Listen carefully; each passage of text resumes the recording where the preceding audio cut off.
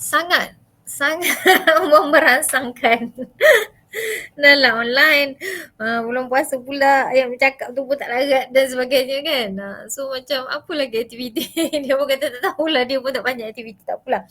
Ada a few activities tapi tak menarik sangat pun. Bolehlah buat-buat kan.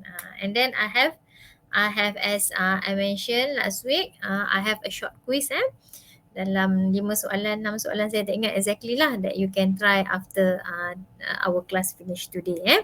Okay, so I will give you around 10 minutes to complete the test. Okay, banyaknya perkataan Alright. So this is part 2. Okay, part 2 we are going to, kalau tanya kat ChatGPT, dia suka guna perkataan delve. Menyampah pula saya. We are going to delve into the detail of normative and positive accounting theory, okay, with a more specific focus on positive accounting theory. So it is very important when you learn about accounting theory to always remember and always know. About one of the most famous accounting theory, kenapa saya ulang 2 kali, which is positive accounting theory. Okay, and also at the last bit of this part 2, we are going to also look at some of the theories in accounting, but don't worry, in the next chapter after we come back to the campus, we will revisit these theories. Untuk kali ni just sebagai introduction saja. Okay. So, normative accounting theory, okay, what does it apply to? We understand the differences between normative accounting theory and positive accounting theory. Okay, so normative accounting theory, as we know, seeks to prescribe. Seeks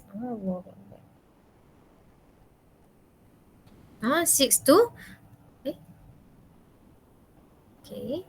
prescribe some basis of accounting measurement, accounting practices, okay, especially regarding what are to be disclosed in the financial report or financial statement. So in a way, these normative accounting theories are quite similar to the deductive approach or deductive theory, where we start with our general idea and then our assumption, and we deduce our accounting from there. Okay, because we have sort of an understanding of what the basic principle is going to be, kan? Kita dah tahu dah. Okay, we need to report asset using historical cost, for example. If that is going to be our objective or that is going to be our principle, then what are the accounting procedures that we have to do in order to record asset using historical cost concept? So in a sense, normative accounting theory is similar to deductive theory. You start with an idea or theory already. Okay. So the bad thing about normative accounting theory, as I said, this is molded by the theory's own values or own principles or own perspective. Okay, so a theorist may set his own goal that are not inherent in current accounting practice. So theories that are goal oriented and represent the real world situation not as what they are, but what they think they should be or the ideal situation is. However, the good thing about normative accounting theory is that it sets the foundation or it provides the insight into what kind of information that we should have in our financial report.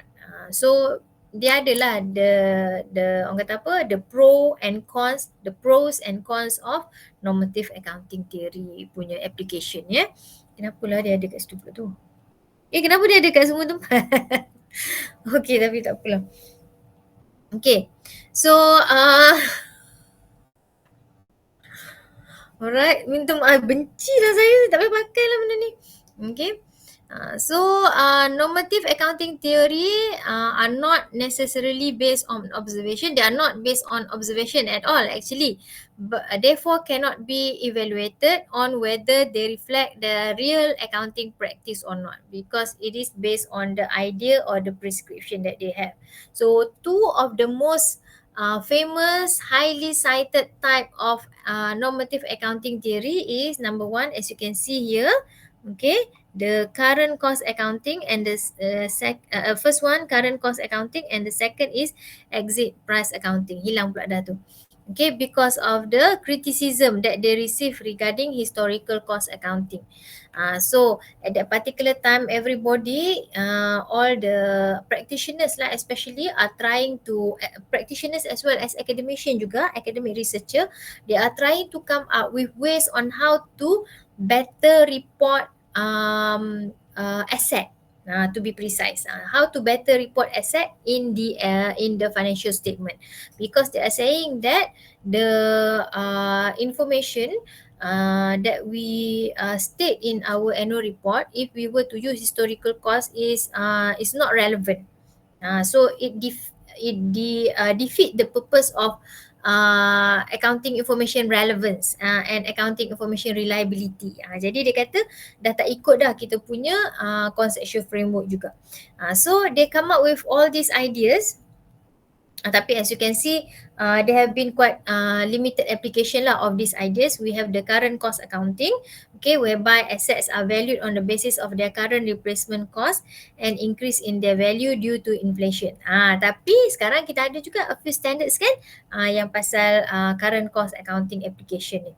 Okay, and then another idea is exit price accounting, where assets are valued at net selling price or exit price at the measurement date on the basis of the orderly sale. So you can see that up until now, we still do have exit price accounting, at least the concept is not too bad kan. Jadi itu antara idea-ideanya lah. Jadi kalau kita baca in a lot of accounting textbook pun on accounting theory, they mention these two as the most prominent example for normative accounting theory application. Okay, so itu tak banyak lah. Okay, but remember at the end of the day, if I were to ask, name one example of normative accounting theory normative accounting theory, the answer should be our conceptual framework. Our conceptual framework is a prime example of normative accounting. So itu dia. Jawapan dia short and simple. Sharp, short and simple. Okay.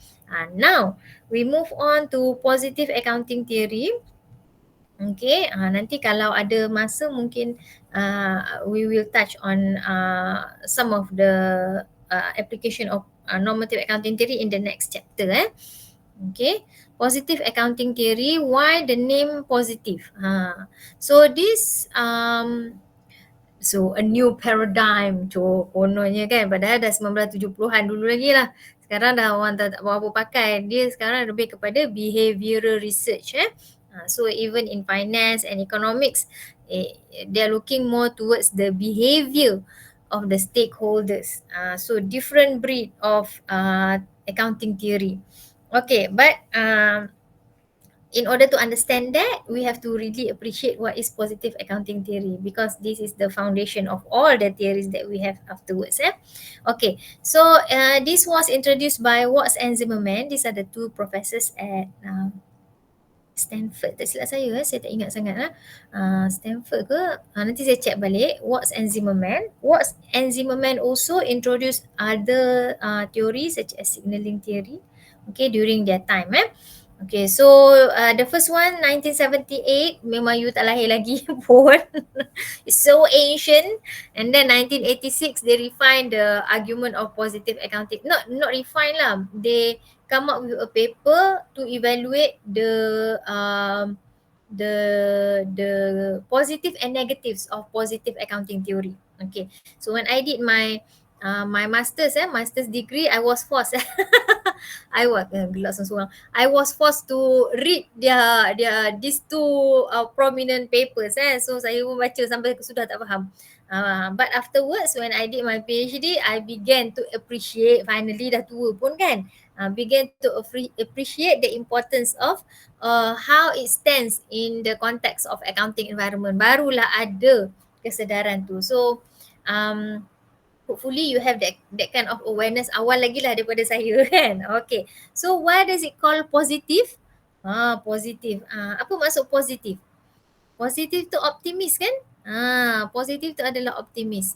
Kalau apa? Kalau kita panggil apa? Husnuzon. Asyik husnuzon je kan. Bersangka baik. So that is positive. Positive accounting because it does not give you suggestions. It doesn't say that this practice is bad, this practice is good. Okay, what it intends to do is just very very objective, which is to explain how what's going on with this practice, and from that how are we going to be able to use this practice in the future. So itu objektif dia. Sebab itulah namanya positif. Sebab dia tak memburuk-burukkan sesiapa kan. So it explain and make good prediction of particular phenomena. Okay, it is not bossy. Dia tak macam boss, unlike the normative which is directed at generating prescription. Dia tak bagi cadangan pun, dia bagi pengetahuan saja. Lepas tu dia kata pandai lah you nak buat macam mana. Malas pun ya juga kan. Okay. So the purpose is mentioned before banyak kali dah juga, explain and predict why managers and accountant choose particular accounting methods in preference to others. So this is like the origin of positive accounting theory because they are trying to make sense why firm choose one method over another. Sebab dalam accounting practice ni kadang-kadang, bukan kadang-kadang, selalunya kita ada banyak method kan.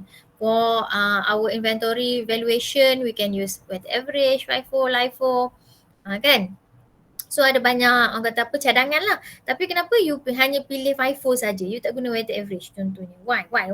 So they question that all these choices are not just random choices. We make choices because there are triggers to the choices. We make choices based on certain outcome that we expect. Okay, sama juga macam kita. Dalam kehidupan kita pun tiba-tiba berfalsafah lah kan. We are presented with many choices during our lifetime kan. So it's okay to make bad choices, okay, but what triggers you what drive you to make that choice, regardless of whether it's good or bad.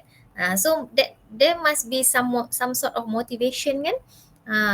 Some sort of motivation kenapa you memilih untuk buat A instead of buat B. So nanti next semester dah nak pergi ya ke you? Most of you maybe I'm assuming you will go for your internship kan, sebab selalunya final year student lah ambil financial accounting 5 ni. So you are presented with many different companies. Company A, B, C. Maklumlah lakukan banyak sangat company kan. So what triggers you or what motivates you to choose company B instead of company A and company C? So that is the basic idea behind positive accounting theory. But the good thing is that they unlike the normative accounting theory, it's not based on values, it's not based on norms, it's not based on belief, but it is based on data. So it is based on economic models, tak boleh nak tulis pula dah nyampahnya, and statistical processing. So they use economic model to predict the behavior of firm in the future. Kenapalah dikeluar yang ni kan.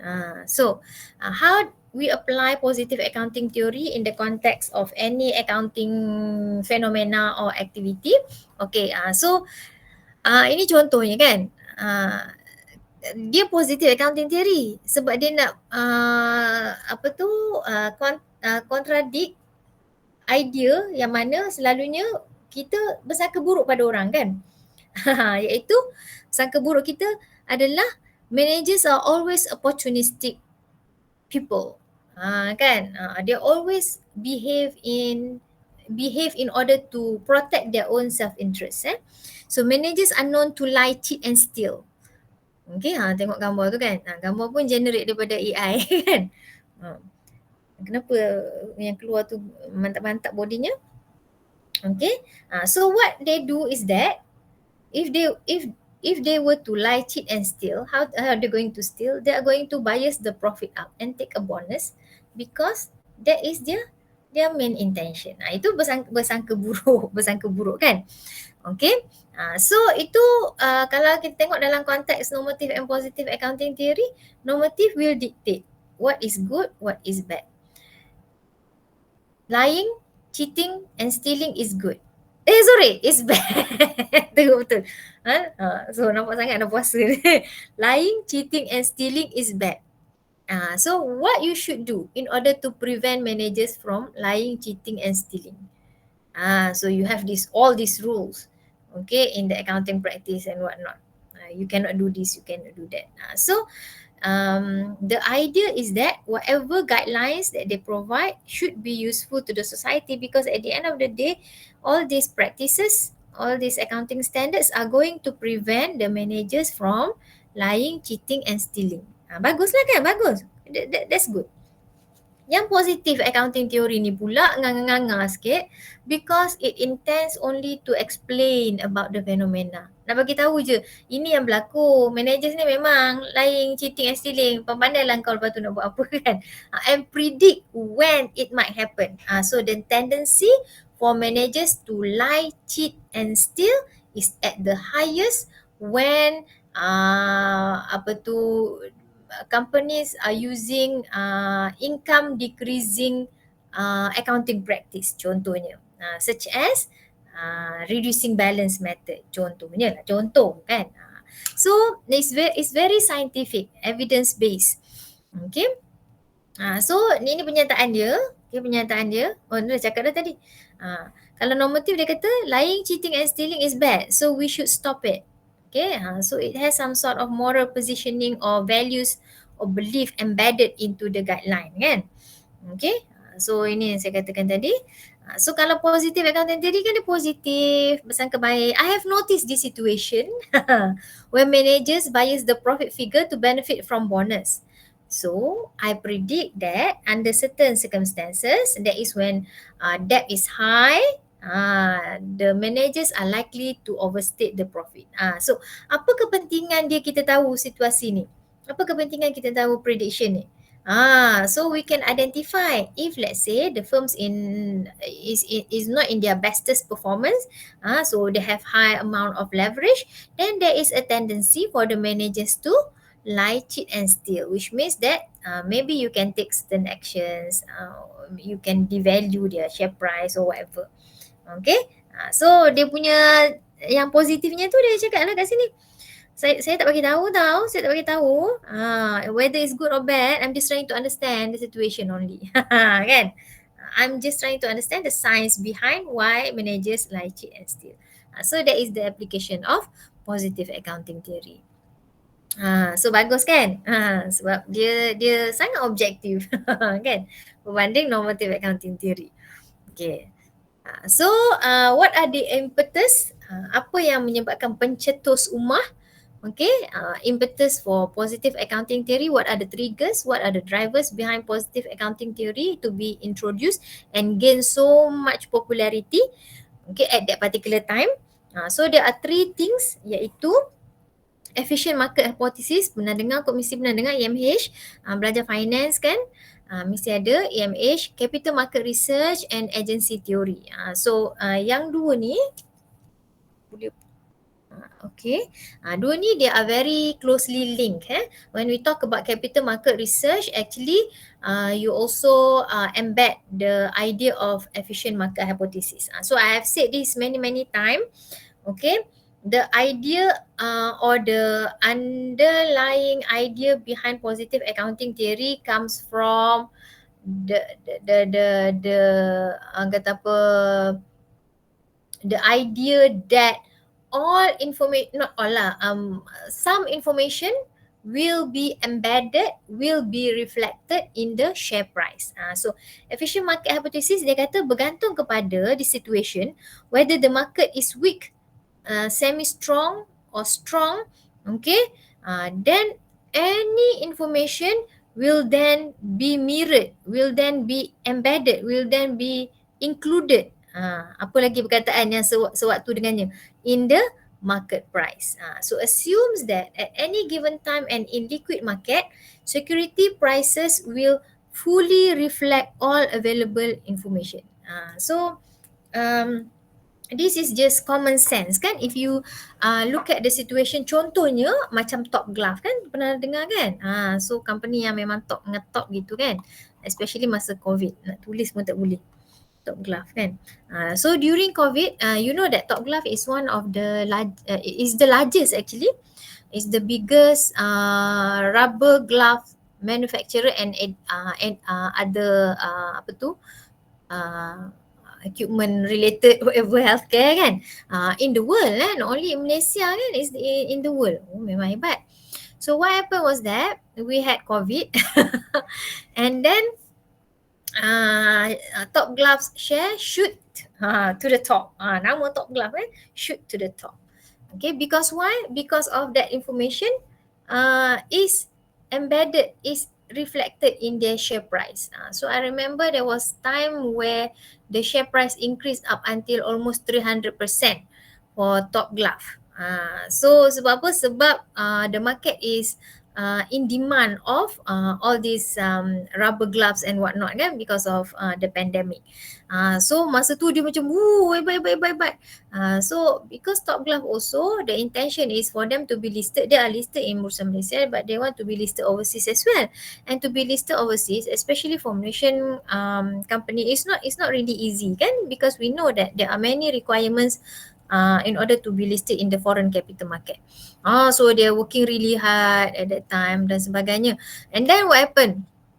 There was this scandal kan on Top Glove, where it was revealed that they were not taking good care of their employees. So they're not taking, they abandon, they basically ignore the welfare of their foreign employees, especially kan, all the Bangladeshi and whatnot. They just yelah, if you think about it kan, just put in one cramp cramp place for them to stay, and then they're working like 24/7.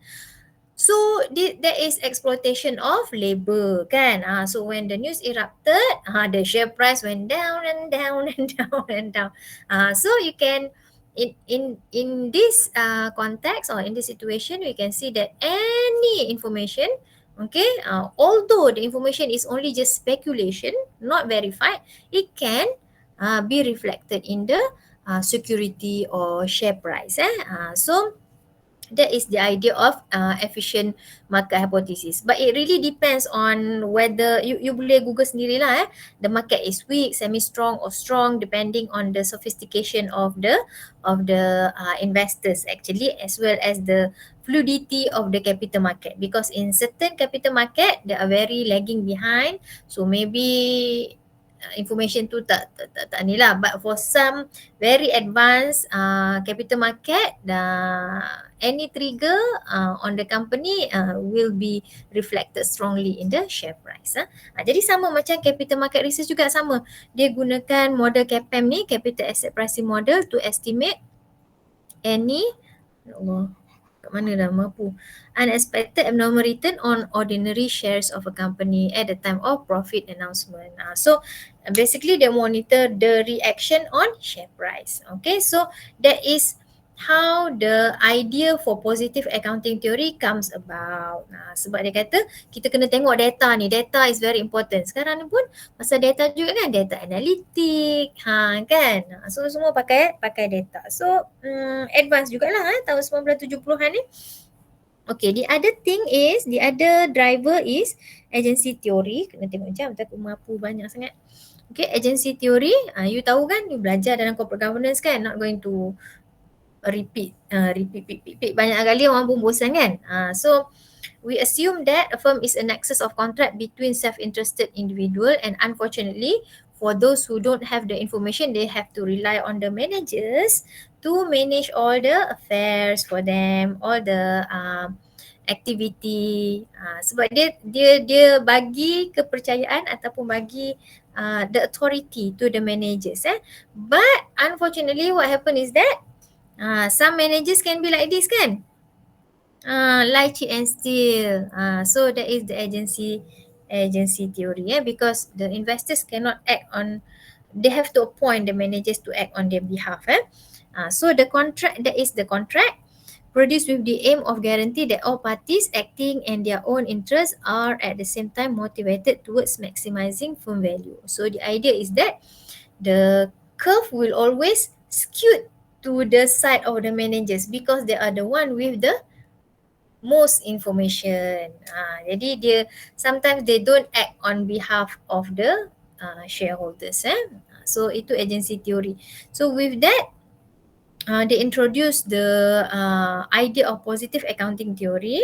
I'm not sure whether you have learned about this or not, but these are the three main hypotheses of positive accounting theory, and all these hypotheses are stated in opportunistic form. Opportunistic form tu apa? Opportunist kan adakah sesuatu yang baik ataupun yang tak baik? Bergantung kan. Tapi most of the time is not something that is to be proud of kan. You are an opportunist. Maksudnya kerja mengambil kesempatan je kan. So managers always select accounting method to maximize their own self-interest. Okay, so they always think about themselves first, then only about the shareholders. So but these are the three hypotheses. Kalau you tengok hypothesis ni semua dalam opportunistic form. Okay. Kita tengok yang first ni dulu dipanggil sebagai bonus plan hypothesis. Bonus plan hypothesis ataupun management compensation hypothesis. The idea is that if you have a bonus attached to earnings, okay, you are more likely to adopt accounting methods that increase current period's reported income. Of course, because your bonus depends on your earnings. Your bonus depends on your income. So with that in mind, with that objective in mind, therefore managers will choose accounting practice or accounting methods that always maximize their reported income. Because they want to claim bonus. Jadi dia akan pilih lah kaedah-kaedah yang macam apa. Contoh macam kalau depreciation apa, straight line method, consistent kan. Kalau reducing balance lama-lama makin kurang kan, awal-awal rendah. So bergantung kepada dia punya the duration when sebab tak boleh juga nak cakap kan, it depends on the context of of the accounting practice. Bila kena tengok konteks secara keseluruhan, the whole story kan. But the gist is that they will always choose accounting practice that will increase the amount of earnings. So that's why some of them are involved in what we call as the earnings management kan. Big bath where they delay their earnings and then they will longgokkan, accumulate the earnings toward into certain years so that they can claim more bonus. Kalau kaki tangan kerajaan tak boleh lah kan. tak ada kaitan, kita tak dapat bonus pun kan, contoh. Tapi baru je dapat tu. Siapalah yang minta bonus tu. Okay, yang kedua adalah itu yang pertama bonus plan. Maksudnya bila kita tie kita punya bonus dengan earning, manager tu lebih berkobar-kobar lagi untuk menghasilkan ataupun memilih kaedah-kaedah perakaunan yang meningkatkan dia punya reported earning during a particular time. Sebab kadang-kadang dia tahu, tahun depan aku dah nak caw dah, aku dah nak pergi company lain dah, jadi aku kena increase earning pada masa ni, jadi aku dapat claim bonus. Tahun depan lantak korang lah pandai kan. Itu contoh. Okay, so the other one is the debt equity hypothesis. Okay, dia kata apa? The higher the firm's debt to equity ratio, the more likely managers to select accounting methods that increase current period's earning. So debt to equity ratio, we don't want our debt to equity ratio to be too high kan. Itu dia punya, orang kata apa, benchmark kita lah kan. Kita tak nak terlalu tinggi. Ada yang orang letakkan benchmark, bergantunglah, ada yang tak letakkan benchmark. Okay, but for certain companies, the debt to equity ratio can be very high.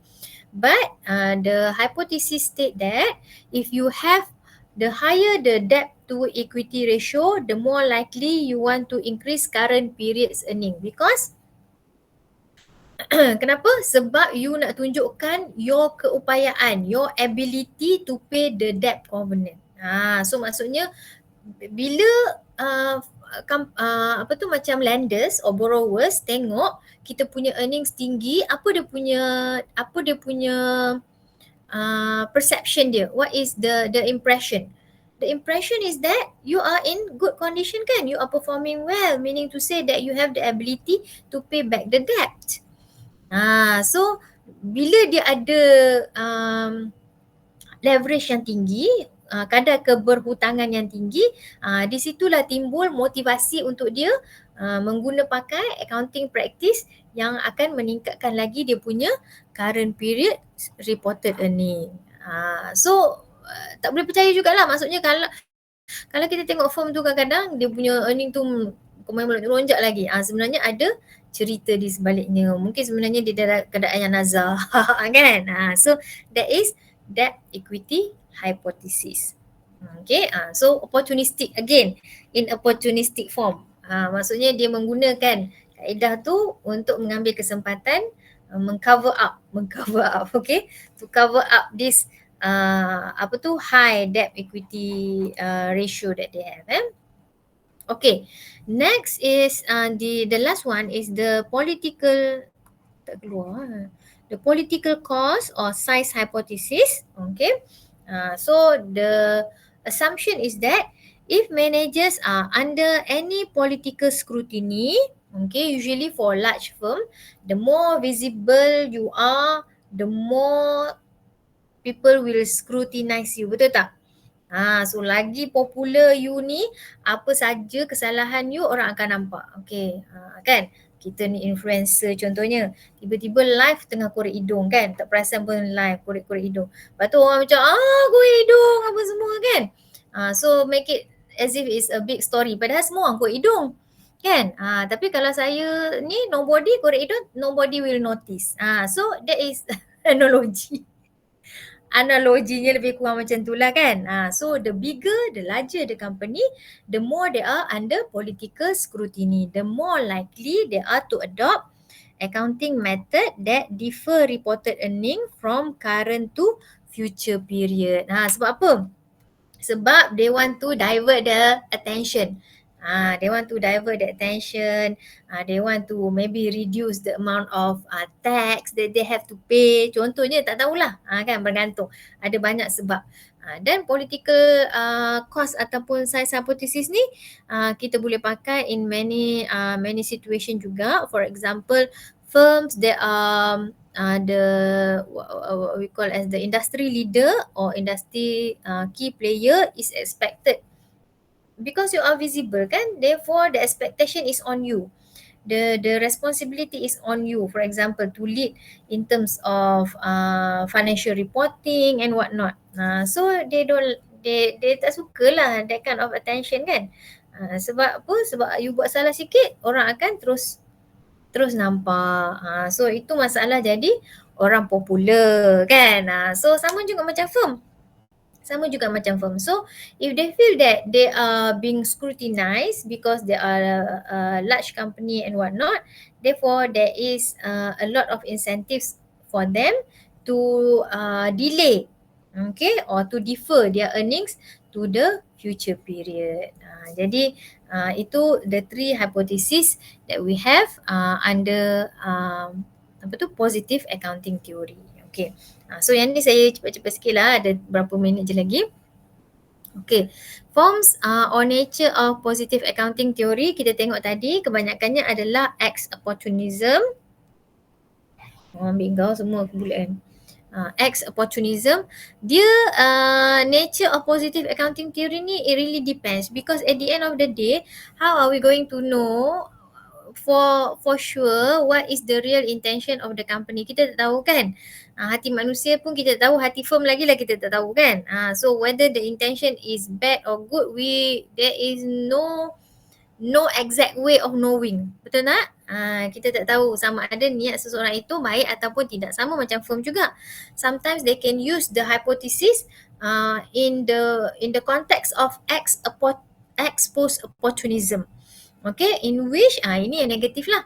Firm make particular accounting choices for opportunistic reasons, such as to transfer wealth away from other claim holders on the firm dah ada conteng tu, to maximize their wealth.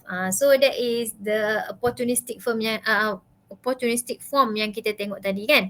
Because the managers, they have the inside information, then they will choose any accounting policy after the fact to maximize their own self-interest. Expose tu maksudnya after the fact, after the event. Okay, because they already know. They already know the detail of it. They already know that in the future, okay, the share price is going to go down. Contohnya, in the future, their earnings is going to go down. So might as well transfer these earnings now so they can get the bonus. Contohnya, sebab dia dah tahu expose after the fact. Okay. On the other side of the spectrum is orang yang baik, yang berniat baik, yang berniat bagus lah. Kita panggil dia sebagai ex ante efficient contracting, ataupun is quite similar to not much of a difference between these two, and information perspective. Meaning to say, company, they have genuine intention to give information, good information, useful information, relevant information to the stakeholders. So itu namanya nak garis ex ante, iaitu before the event, which means that before anything happen, before any complication and whatnot, let's just give this information to the users so they can make use of this information to make their informed decision contohnya. So itu baguslah. Maksudnya dia memang genuine, dia memang berhati murni nak bagi maklumat tu, nak memberi maklumat yang sebetulnya pada orang yang sepatutnya, as a form of good governance. So sama juga macam ni, sama information perspective pun sama, maksudnya nak bagi maklumat yang sewajarnya. Okay, they want to signal, okay, to signal the expectation and intention regarding the future. Bezanya antara efficient contracting and information perspective ni lebih kepada the timing of cash flow and the accounting information. Okay, so the timing for information perspective, accounting information precedes the cash flow used as indicator for firm value. So it's nak terangkan pun susah juga. Dia adalah in advance, before anything happen. Kalau efficient contracting tu lebih lambat sikit, tapi information perspective tu you basically have the idea that this information will facilitate the accounting information users. So you memang bagi dia in advance, lebih awal lagi berbanding dengan efficient contracting. So you boleh, nanti saya akan tag beberapa artikel kalau you nak tengok into the detail of it. Okay. Tapi kan macam saya katalah, at the end of the day we never know the intention, whether it's good or whether it's bad. So kalau research dia boleh lah, dia kata oh ni berniat jahat, ini berniat baik. Depends on the argument. Okay, so positive accounting theory pun are not without limitation. Ada banyak limitation, antaranya adalah people argue that it concentrates too much on wealth maximization argument.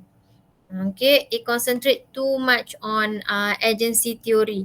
It concentrate too much on accusing dubious assumption, accusing the managers of lying, cheating and stealing, kan, to explain all accounting practice. And it concentrate too much on the movement of share price, whereas as a matter of fact there are many more contributing factors towards the behavior of the firm.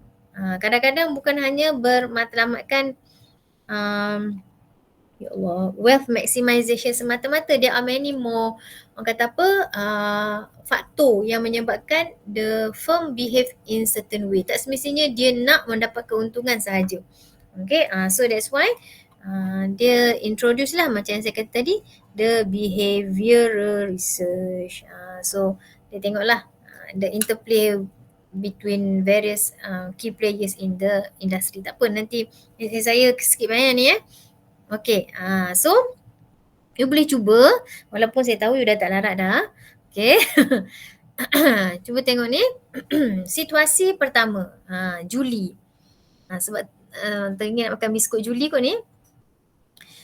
Julie is undertaking research to determine whether organizations with greater levels of negative media attention directed at their activities are likely to provide greater levels of socially oriented disclosures.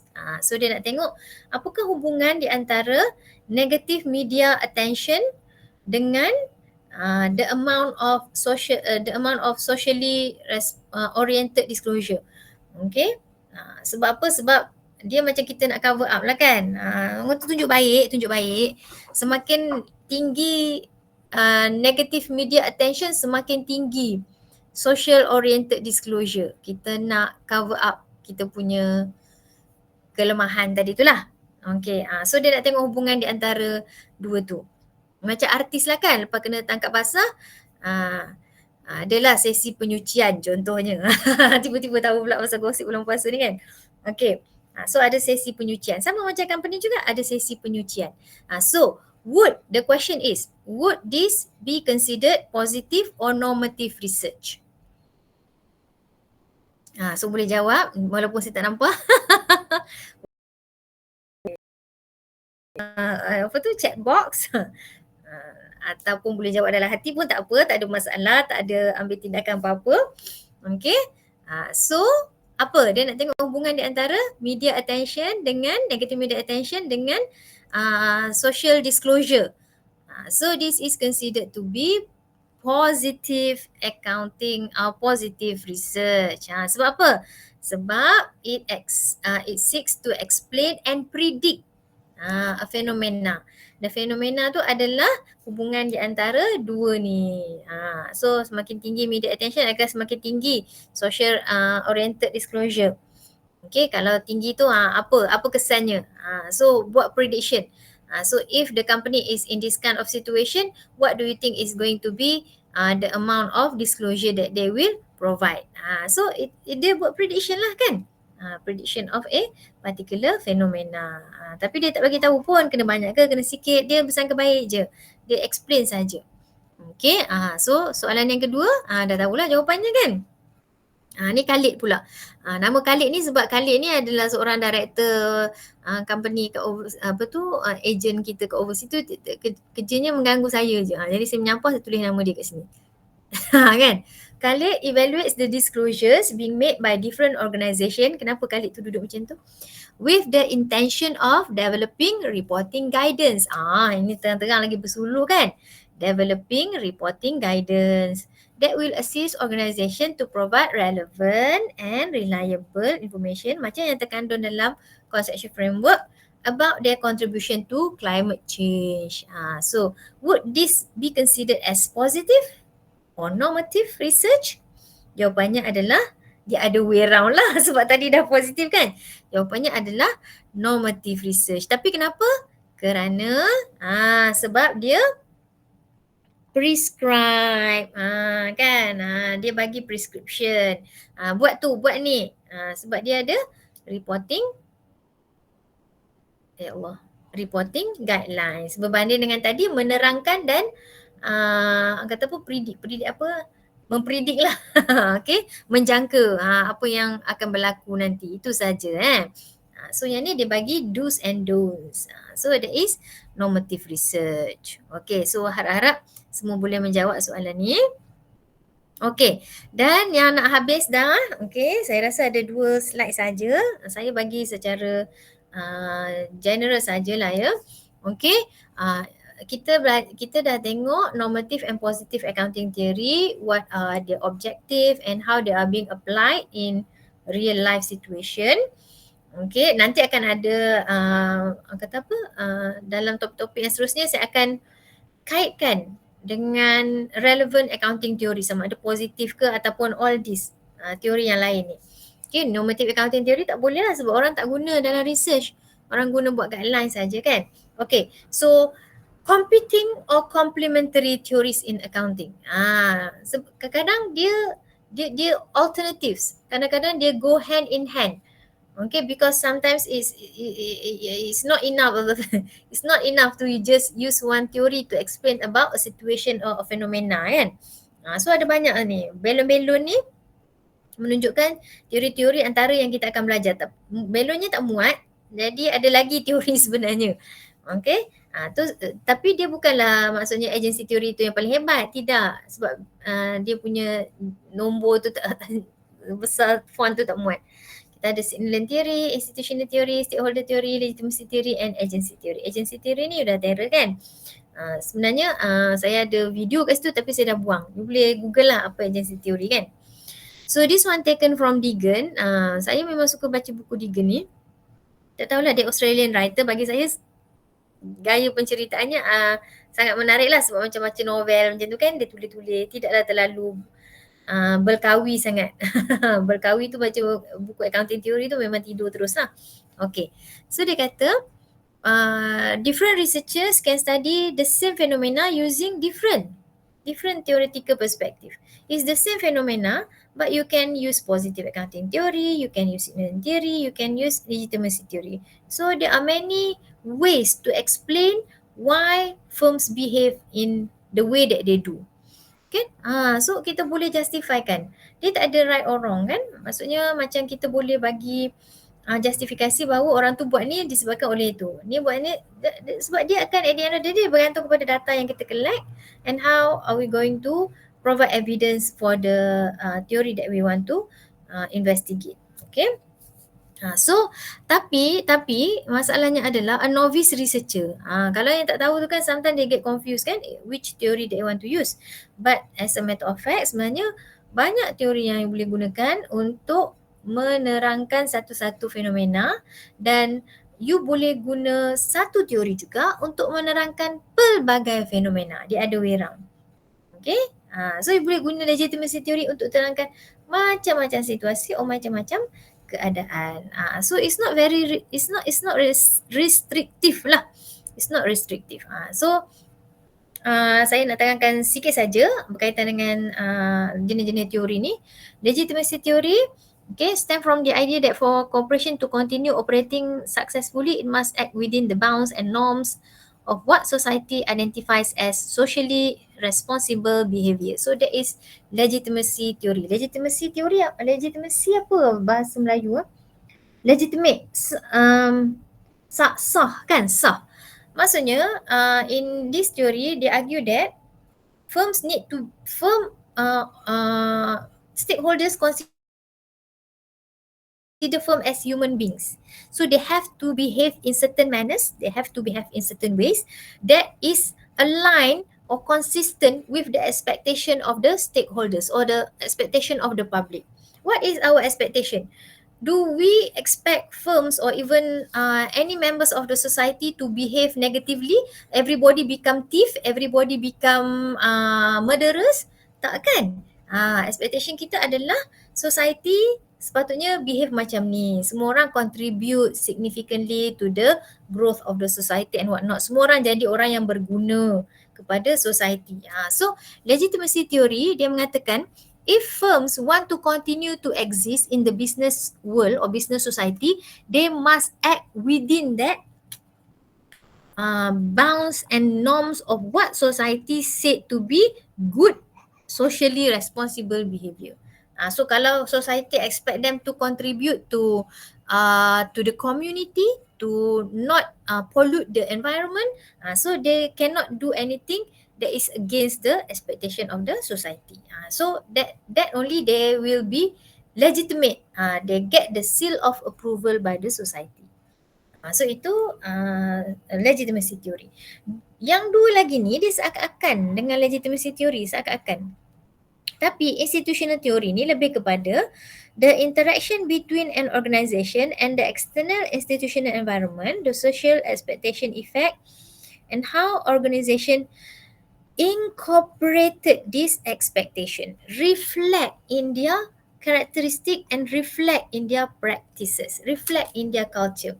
Kita dah tahu what are the expectation of the society, but what the society wants to see is how are this culture, how are these expectation being embedded in the organization. So macam contohnya dia dah jadi satu culture macam World Cup. Kan World Cup is the culture of the Japanese spectator audience to keep clean of the area. Kan? So kita boleh tengok kan, even the Japanese player dah habis main pun dia kemarkan lokal dia, Japanese audience dah habis tengok bola, dia bukan macam kita lah baling-baling tak apa-apa kan, tinggalkan sampah merata-rata. So because the culture has been institutionalized in dalam dia punya ni lah kan, dalam dia punya kehidupan dia. So itu maksudnya institutionalized. Bukan institutional masuk hospital orang gila So institutionalized. So how is this practice, accounting practice has been institutionalized in the organisation. So sebab tu kadang-kadang saya rasa susah dia nak differentiate between legitimacy, institutional dengan stakeholder theory. Okay, so stakeholder theory pula dia mengatakan bahawa dalam kehidupan kita ni ada ramai lah orang berminat dengan kehidupan kita kan. Ramai orang melihat kita kan, macam Truman's Show. Pernah dengar ke tak ni? Mesti tak tahu. Anak-anak sangat ni. Truman's Show. Ya Allah. Okay, yang boleh google lah apa nama apa tu yang buat S. Ventura tu, lupa nama dia. Okay, organizations are not only accountable for their shareholders, but they also need to consider the interest of other stakeholders. Ramai lagi yang berminat, sama ada genuine minat ataupun tidak, tak pastilah. That can affect or be affected by the achievement of its objective. So not necessarily shareholders, but there are also stakeholders. For example, lenders, bankers, dia bagi duit kan pada kita. Okay, for example, government regulator, they are interested in looking at your performance in terms of how you contribute to the community. And then the community itself and other various stakeholders. But the thing about stakeholder theory is that the assumption is the company will give priority to the stakeholder with the most power. Of course lah, betul lah kan? So kita ada priority stakeholder kita. Takkanlah kita nak produce annual report ataupun any financial statement yang cater for the needs of all the stakeholder. Jenuh lah kita, mana semua orang berbeza kan? So what we do is that instead of producing all the information, okay, sometimes it's very difficult for us, it's costly and whatnot, we will prioritize which stakeholder is the most powerful or the largest stakeholder, and then we will entertain that stakeholder first. Kan? So bias lah juga. So macam tu stakeholder theory ni.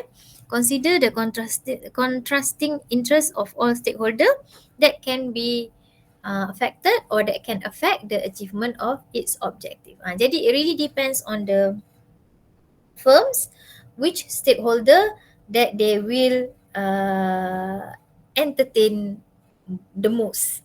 Kan? Ada yang apa tu sepih-sepih tu, pandai lah kau. Kan? So itu stakeholder theory, gist dia. Signaling theory is adalah cousin kepada positive accounting theory, okay, in which it says that the value the value of the company can be increased if the firm voluntarily reports or signal private information about itself that is credible to reduce uncertainty. So the assumption, the premise is based on information. Ya Allah, nak type pun susahnya. Macam salah je. Tapi tak apalah, tulis je dulu. Information asymmetry. Information asymmetry. Ketidakseimbangan maklumat kan. Symmetrical seimbang lah. Symmetrical. Hidung kalau kembang, dua-dua bahagian kembang. Telinga ada dua-dua telinga capang. Itu kita panggil sebagai symmetrical. Information asymmetry adalah tak simetri, berat sebelah. Siapa yang berat kat siapa? Berat dekat managers lah. Berat dekat insiders. Outsider ringan sebab tak tahu apa-apa what's going on kan. Because they don't have that information. So under signaling theory, what the company does is they want to reduce information asymmetry. Information asymmetry is not good. Okay, because that can affect our share price. Because if we don't know what's happening in the organization, then how are we going to value the company kan? How are we going to value the firm? So they want to reduce information asymmetry. So the idea is that only companies that are capable of giving valuable, unique signal will provide the information, will provide the signal. Kalau you ni tak siapa-siapa, you don't have the capability or the capacity to signal, then signal you is not considered unique. Okay, so it's not unique, it's not considered to be valuable by the stakeholders, then diorang akan just buat tak peduli je you punya information. So if company disclose certain type of information, if let's say they disclose information regarding katakanlah revenue recognition kan, they disclose the information in detail, so that information is considered to be valuable, unique signal. Sebab orang lain tak buat, you seorang je buat. Maksudnya you memang confident betul lah dengan maklumat yang you ada ni, menyebabkan you mampu merilis mendisclosekan maklumat tu to the audience. Sebab orang kalau bersalah, dia takkan bagi maklumat kan. Kalau dia rasa macam alamak aku ni menipu, dia cuba nak conceal information. Tapi kalau betul-betul you rasa information tu is valuable, is strong signal, and this strong signal cannot be mimicked by other companies, maksudnya orang lain tak boleh tiru, you je. Contohnya you datang kelas pakai tudung yang naik atas, so yang turun saya turun bawah, you turun naik atas. So itu bagi signal yang sangat unik. So orang lain nak tiru tak? Nak mimik tak? Mimik you. Tak boleh lah sebab macam tak nak kan. So you send the strong signal to the audience or to the public. So itu signaling theory. So signaling theory, dia punya petuanya adalah signal tu mestilah unik dan berbeza yang tidak boleh ditiru oleh syarikat yang lain. Okay, so ini you boleh tengok sendiri. Accounting is human activity. Okay, because it involves accountant. Accountants are humans, kan? So it is a human activity. So theories of accounting will consider things as people's behavior and people's requirement, people needs regarding information, accounting information, and why people within organization behave in certain ways, whether they want to supply or they don't want to supply information to a certain stakeholder group. Jadi yang kita dah bincangkan tadi banyak tu, okay, these are the examples of how the theories yang kita bincangkan tu can be applied in accounting situation. Contoh, prescribe, ni lebih pada normatif kan? Prescribe how based on particular perspective of the role of accounting, asset should be measured. Contoh-contoh macam mana we apply accounting theory. Okay. Yang last ni apa? Malah yang lain tu boleh baca kan? Ini pun prescribe lagi. Prescribe. Prescribe ni selalu bila kataan prescribe tu lebih pada normatif lah, normatif teori. Predict that organisation seek to be perceived by community as legitimate. So kita gunakan accounting information as a mean of gaining that seal of approval, maintaining, regaining, so legitimacy theory kan.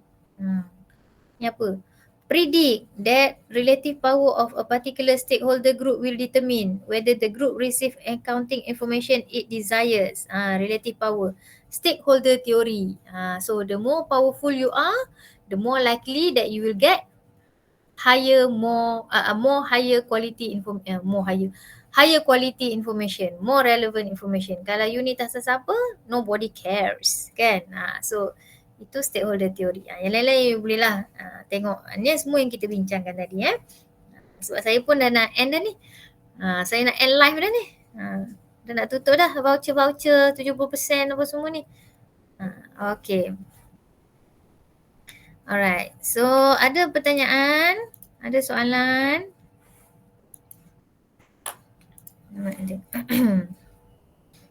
Okay. Alright. Macam tak ada je. Tak ada. Okay. So memang seronok lah dah nak habis siap bagi ombak-ombak bagi. Okay. Banyak tak beli barang? Dah done payment belum? Penat saya live hari ni tau. Dah? Okay. Alhamdulillah. Murah rezeki saya buat bayar raya. Okay. So jangan lupa